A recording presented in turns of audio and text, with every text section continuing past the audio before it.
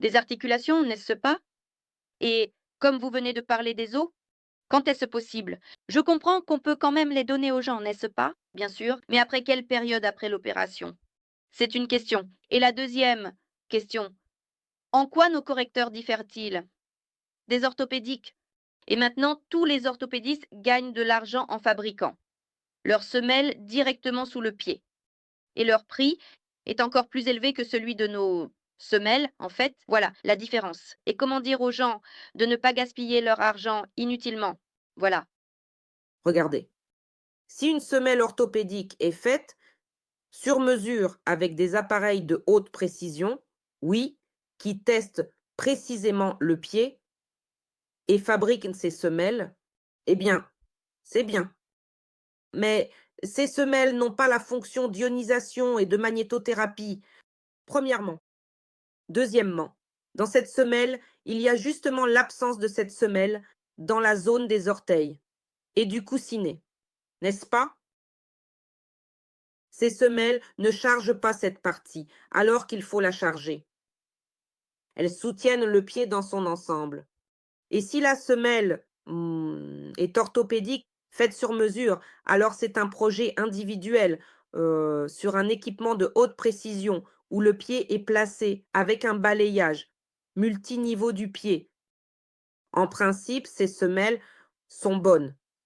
Elles sont bonnes pour soutenir la voûte plantaire, mais elles n'ont pas de fonction préventive ou thérapeutique, c'est-à-dire qu'elles ne font que soutenir. Mais ici, il y a aussi un effet sur les vaisseaux sanguins. Ici, il y a de la magnétothérapie, ici, il y a une ionisation, et ici, il y a un travail libre du muscle transverse qui se trouve justement dans la zone. De l'oignon valgus, eh bien voilà la différence. C'est-à-dire qu'ici, il y a aussi un effet thérapeutique. Elle a un effet thérapeutique, alors que là, c'est un soutien, mais un soutien efficace. Encore une fois, si c'est juste qu'on a mesuré la taille et qu'on a fait quelque chose, une semelle, c'est du n'importe quoi. Si c'est un appareil multidimensionnel et multiniveau pour scanner le pied, de tels appareils sont utilisés par exemple par les hockeyeurs, les patineurs artistiques, ceux qui ont une très grande charge. C'est-à-dire qu'un appareil moderne est utilisé là-bas, où une étude multidimensionnelle du pied est réalisée et des semelles individuelles sont fabriquées, par exemple pour les patins ou pour d'autres, comme les skieurs, ceux qui ont une grande charge. Donc, on leur fabrique précisément ces semelles individuelles sur des appareils de haute précision. Si un tel appareil n'a pas été utilisé pour le test, mais qu'une simple mesure a été effectuée, alors c'est une version très faible de la semelle orthopédique qui en résulte. Dites-moi, s'il vous plaît, si une prothèse a été posée sur l'articulation de la hanche, est-ce que ces personnes peuvent en bénéficier? Regardez, je vais revenir à l'image pour que vous puissiez bien voir. Regardez, donc l'image de la personne est comme ceci. L'articulation a été remplacée. Mais est-ce que la personne n'a pas besoin d'une telle image?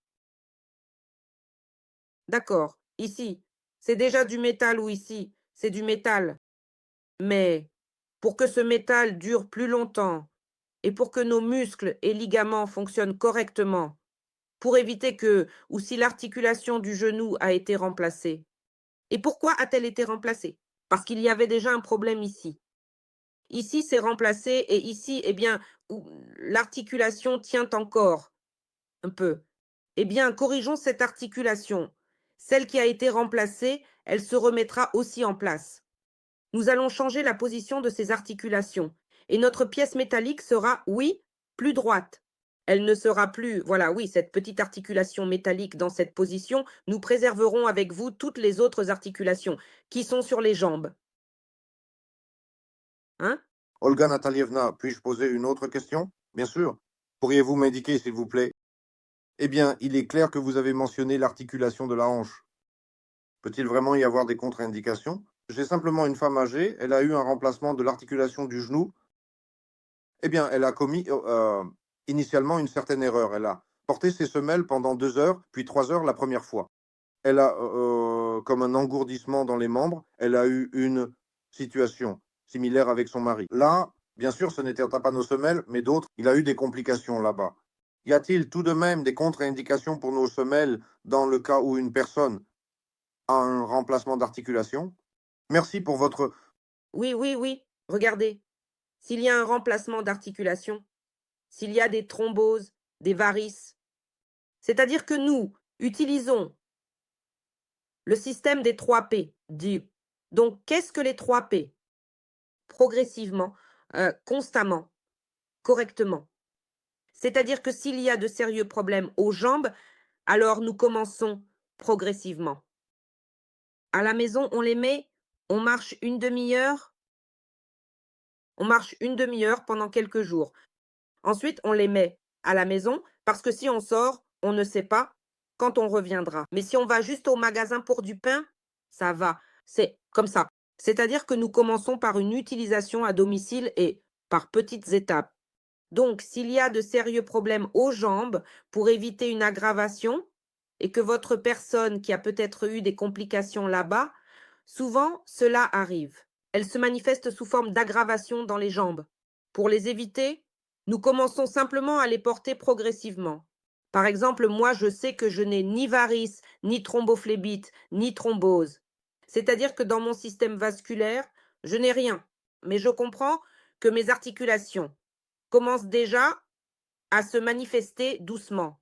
Quelque part, le genou craque, quelque part, la cheville fait un petit bruit, quelque part, la hanche se manifeste un peu. C'est-à-dire que je les ai mis et je ne les ai plus enlevés. C'est-à-dire que j'ai compris. Et si une personne avait quand même de sérieux problèmes, il vaut mieux ne pas les porter tout de suite. Commencer doucement. Une demi-heure pendant quelques jours, puis 1 heure, puis 2 heures. Et au bout d'un mois, on peut déjà arriver à les porter constamment tout au long de la journée.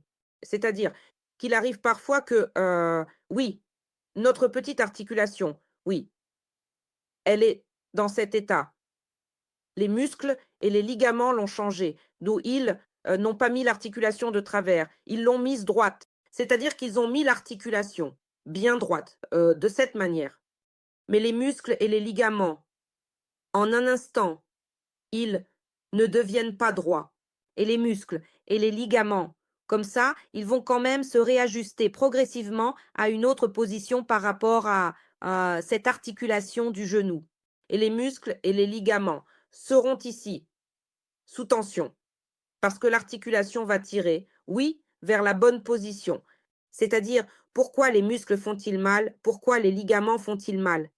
Après le remplacement de l'articulation de la cheville ou là du genou ou de la hanche, parce que la position a changé brusquement. N'est-ce pas?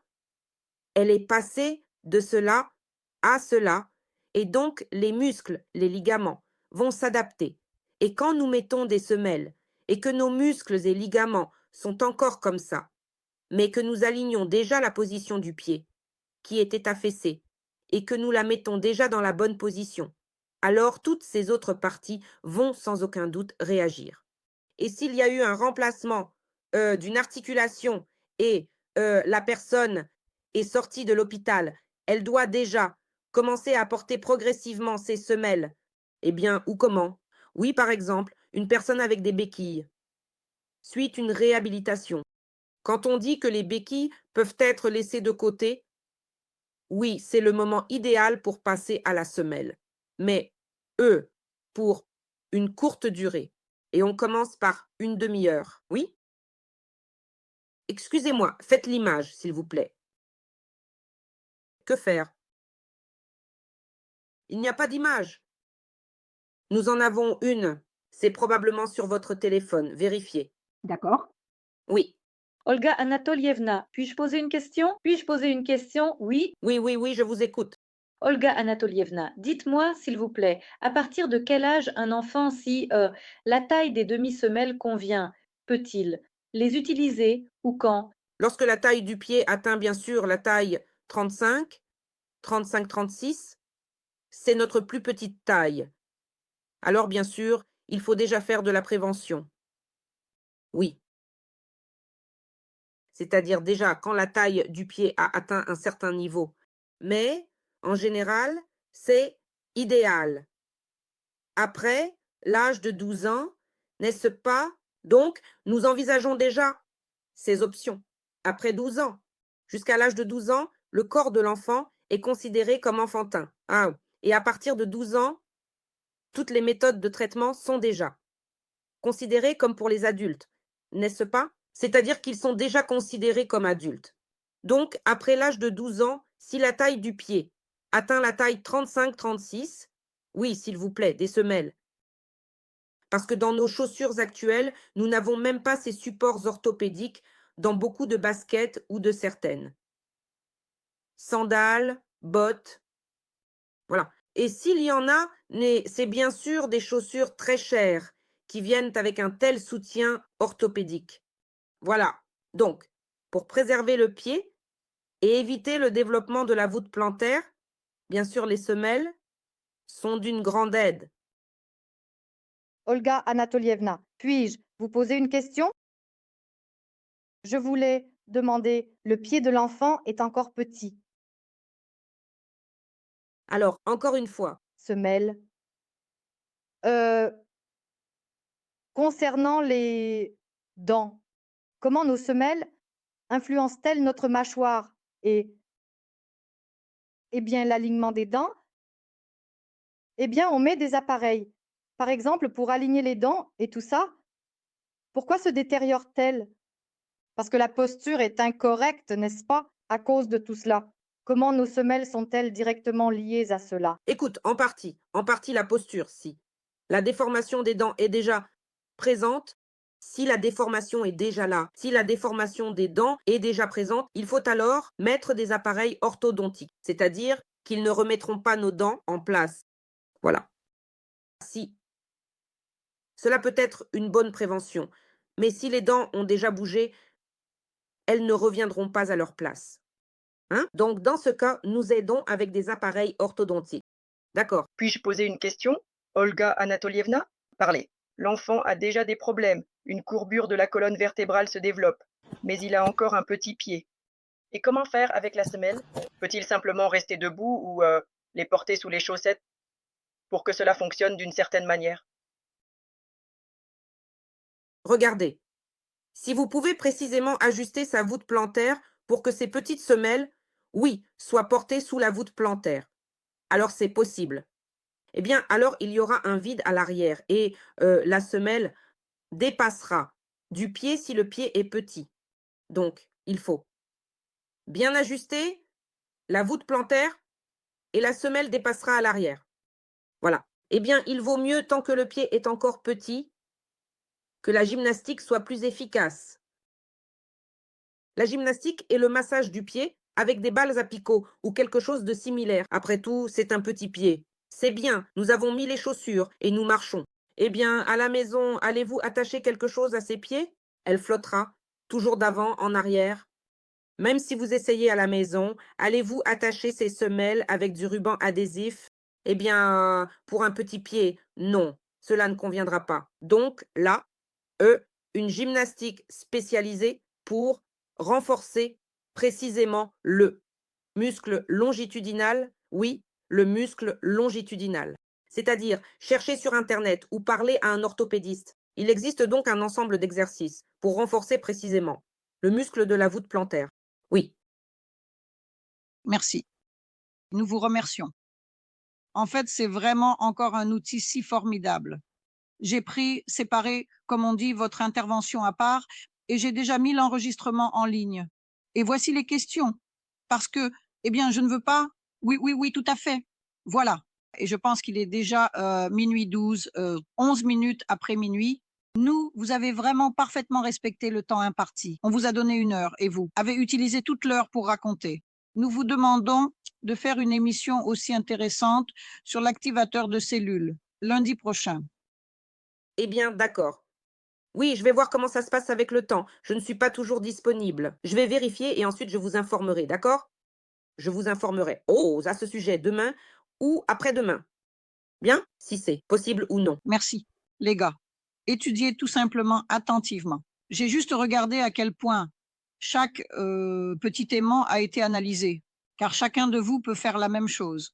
Mais il est bien sûr plus facile de poser la question à quelqu'un d'autre. Je vous remercie, encore une fois. Bien, bien. Bonne chance à tous. Parlez, s'il vous plaît. Regardez, ma fille a eu un accouchement très difficile. Ils ont dû extraire le bébé et son bassin s'est disloqué. Ils ont fait une opération et ont installé un appareil Ilizarov. Il est resté en place pendant 3 mois et s'est desserré. Et actuellement, elle a très mal au dos. D'accord.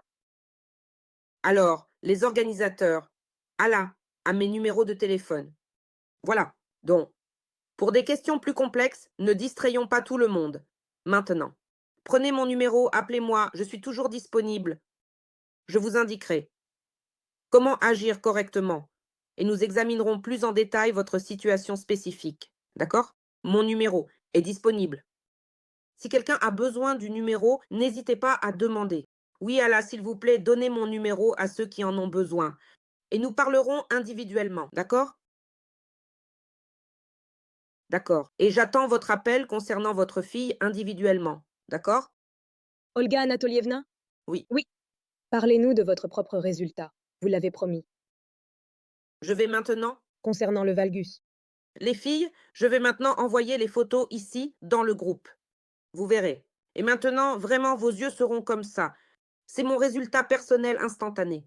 Il ne faut pas en parler, il faut juste le montrer parce que quand je l'ai vu pour la première fois, que je l'ai mesuré, j'ai compris que c'était... Je connais le corps humain. Je connais toute la physiologie. J'ai compris que c'était ce qui me manquait pour être complètement heureuse dans ma vie.